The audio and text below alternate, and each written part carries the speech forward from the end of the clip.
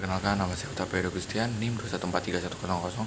Di sini saya akan mempresentasikan keadilan dan kemanusiaan yang adil dan beradab. Kemanusiaan yang berkeadilan dan berkeadaban merupakan tujuan bangsa Indonesia. Ini tertera pada Pancasila kedua yang berbunyi kemanusiaan yang adil dan beradab. Alangkah lebih baik jika kita memahami terlebih dahulu mengenai makna sila kedua tersebut. Sila kedua ini tertuju kepada masyarakat Indonesia agar dapat menanamkan sikap keadilan dan berkeadaban. Keadilan merupakan kelayakan dalam bertindak secara adil bagi sesama manusia. Sedangkan berkeadaban adalah mengorientasikan sikap agar berperilaku secara berbudaya.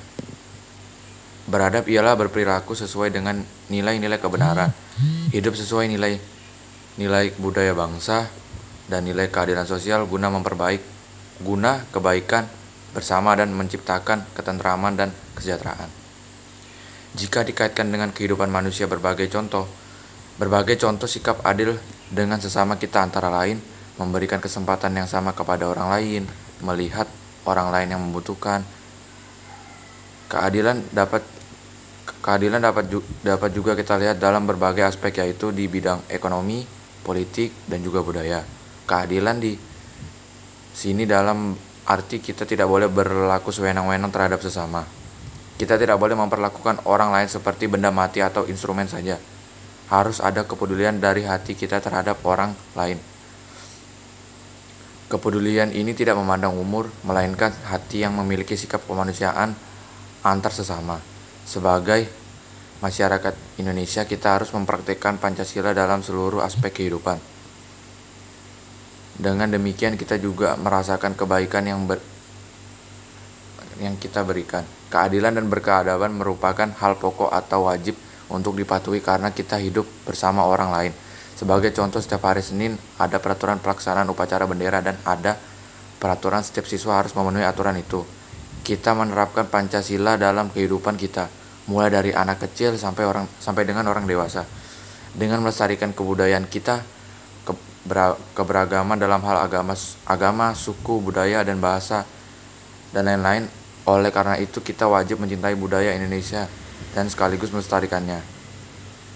Setelah mengetahui tentang pengertian kemanusiaan yang adil dan beradab, lalu bagaimana cara kita menanamkan aspek kemanusiaan yang adil dan beradab? Sebagai sesama manusia harus saling memiliki rasa kemanusiaan dan juga rasa toleransi terhadap orang lain. Semua orang tentu memiliki hak masing-masing, tetapi ingat, orang lain juga memiliki hak yang sama dengan kita. Oleh karena itu kita harus mampu bersikap adil dengan diri sendiri dan adil dengan orang lain. Tidak mengambil hak orang lain dan tidak menyalahgunakan hak asasi manusia. Manusia yang beradab pasti melakukan hal yang baik dan tidak akan melanggar hukum, tidak melanggar norma, dan saling menghormati hak orang lain. Ingat, apapun di dalam kehidupan kita, orang juga memiliki kesempatan yang sama. Contoh hal yang umum seperti makan, mandi, tidur, jalan-jalan, berbicara, berpikir, berpendapat, itu memang hal yang sangat umum. Baik tidak kita sadari atau kita sadari, kita hidup dengan prinsip Pancasila. Mulailah hargai dari hal yang kecil menurut kita tidak bermakna. Mulai dari hal kecil kita dapat belajar untuk menjadi manusia yang lebih baik lagi. Dalam hal toleransi, keadilan, keberadaban akan menjadikan hidup kita bermakna bagi orang lain dan bagi Tuhan. Cara agar kita memiliki sikap adil dan beradab dan kemanusiaan dalam lingkungan masyarakat dapat dilakukan dengan mengikuti kegiatan organisasi masyarakat. Jika di lingkungan sekolah, disarankan untuk mengikuti berbagai macam kegiatan organisasi seperti Palang Merah Remaja atau PMR, organisasi kepramukaan, dan lain-lain. Ayo mulai belajar menerapkan kepada diri sendiri dan juga kepada orang lain sehingga menjadi pedoman kita sebagai manusia yang bijaksana. Sekian presentasi dari saya. Selamat pagi. Terima kasih.